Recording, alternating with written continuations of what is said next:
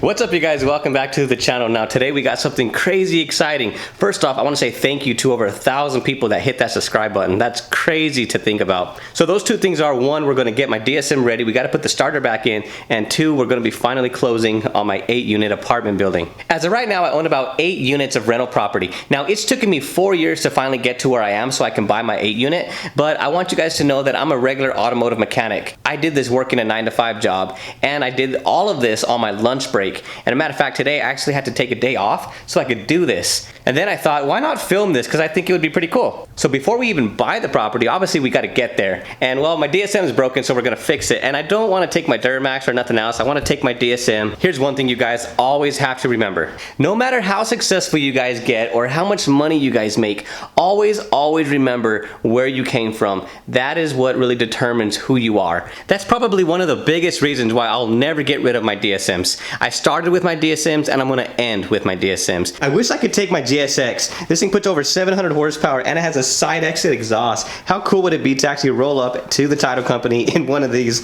It would be so awesome.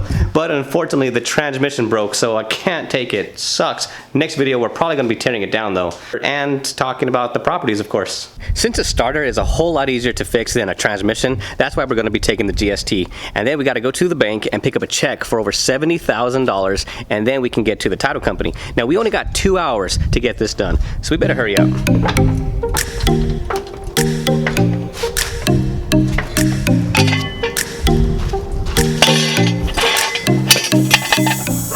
But I'm hoping I can fit the starter back in this hole because it's, one, the starter's a lot smaller than the one we took off, which is kind of weird.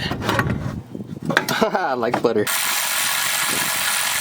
She's in the hole, boys, finally. Trying to put that starter on underneath the car was super hard because we only had about 2 feet of ground clearance and it's freezing cold. I finally got my jacket on and my hands barely move. Last step is to put on the battery cable. Hopefully nothing shorts out when I do this. Okay, that's a good sign so far. Where's my 10 mil? It's been about 2 months since we drove this thing or started, in matter of fact, so yeah, we're gonna have to wash this before we leave. Oh wait, well that wasn't supposed to happen. Dang it. Good as new. Take 2. Alright, we're gonna start this up. Hey, it didn't break it this time. Honestly, I don't think it's gonna start up. Battery's dead, again. I feel like I'm always having to jump start this thing, probably because it sits for so long. I'm gonna be totally honest, this is like the 4th time that I try to start this thing, it just won't start. So I'm gonna actually swapped out the small battery out of my GSX, took out the big battery. So we're gonna try and start it with this little guy. At least this one's 100%. I think that thing's dead. This thing hasn't started in about 2 months, and we got like 40 minutes that we gotta be there. Come on, let's do this.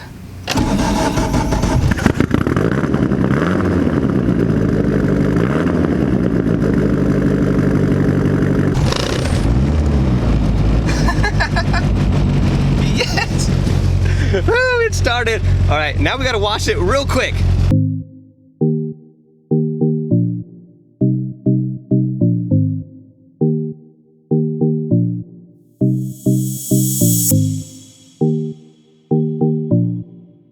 So we gotta be there at 9 o'clock. Look what time it is, 8:54. We got 6 minutes to get there, but luckily we're in a DSM. Then again, that's probably a bad thing that we're in a DSM, because if this thing breaks down and we don't get there, oh sweet Jesus, it's gonna be a bad day.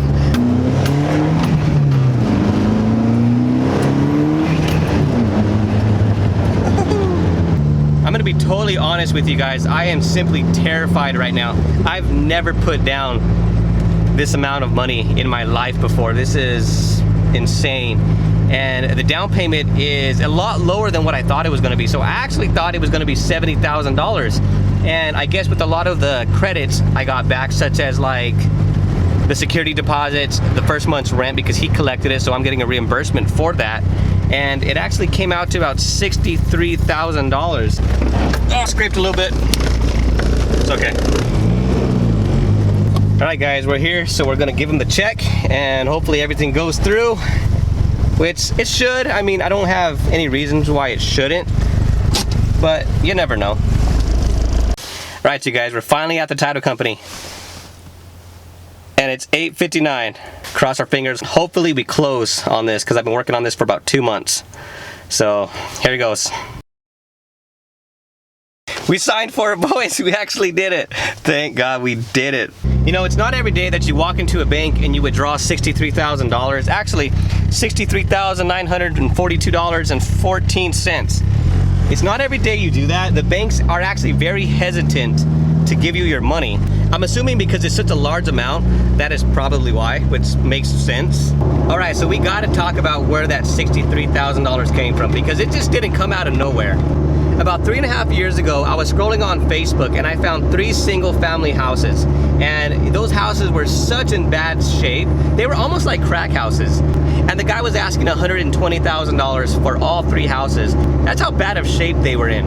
After looking at the properties, I told the guy, look, the bank is not gonna finance these things. They are such in bad shape. You're gonna have to carry the loan for me. So what I ended up doing was I ended up telling the seller that I wanna buy the properties for $100,000 and I would put $5,000 down.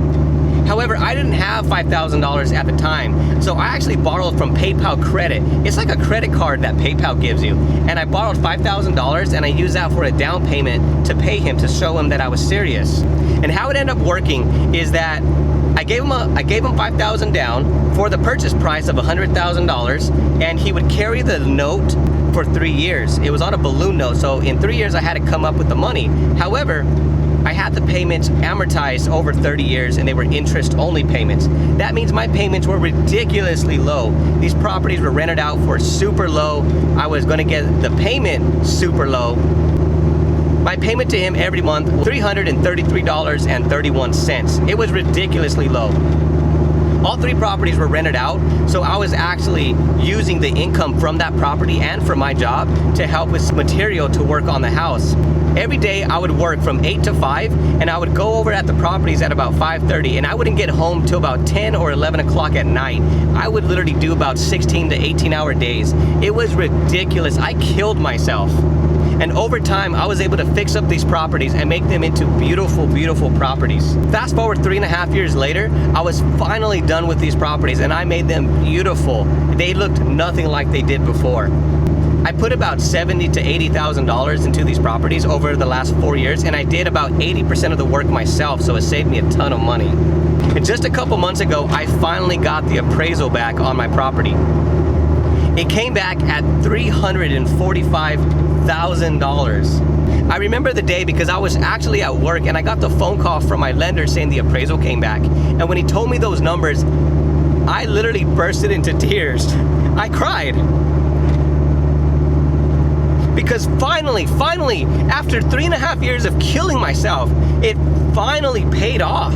All my hard work, all my nights of killing myself, I would come home drenched in paint, and it was finally worth it.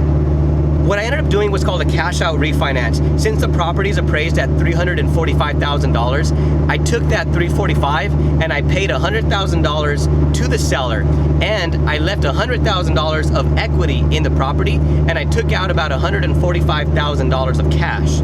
With that $145,000, I paid off my truck payment and I paid off a lot of my Home Depot cards that I had, because of course they were pretty high. So that is where that $63,000 came from. And if it wasn't for me picking up the cell phone that day and calling the seller to buy his $100,000 crack houses, I would never be where I'm at today. And now these properties are beautiful, beautiful properties that I rent out for market rent. And hopefully with this 8-unit apartment building, I want to do the exact same thing. And if you guys want to do more research, this is called the BRRRR strategy. It's so famous and so popular. It's called buy, rehab, rent, refinance, and repeat. I promise if you do those 5 things, buy, rehab, rent, refinance, and repeat, I promise you're going to be continually to build wealth in real estate if you guys do that. That is what I did, and that's what I'm doing with every single one of my properties. And hopefully I can do this with this 8-unit property. Of course, I had to put down $63,000 and I put down 25%. So if you guys can kind of do the math, I purchased this 8-unit apartment building for $260,000. And it's by far the most expensive property that I ever bought. And I'm a little bit nervous, but I'm gonna share with you guys all the numbers, all the financials, everything on my next video. I hope you guys enjoyed today's video, and I'm driving with my knee, don't worry. I'm being safe, I promise. hit that subscribe button and like this video, because it shows YouTube that I exist, because right now not a lot of people know, and I want to share my knowledge and my experience with everybody, and hopefully one of you guys will get into real estate and do wonders, because it has done wonders for me, and hopefully I can give something back. So thank you guys. Just like that, I'll see you guys later. Goodbye.